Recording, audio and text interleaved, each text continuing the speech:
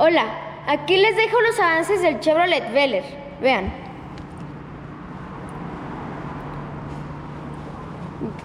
Ya se le están poniendo los interiores. Vean. Aquí pues ya está. Esto ya es nuevo. Este pedacito pues ya también se lo van a arreglar. Lo de atrás ya se lo quitaron.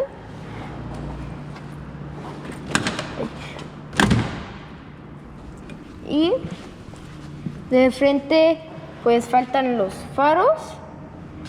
Aquí la defensa. De hecho ahí está lo de los faros. Y pues ya está casi terminado. Ya no falta tanto para que el Chevrolet quede listo. Les seguiré dejando aquí los avances del Chevrolet Velar. Bye, suscríbanse y denle like.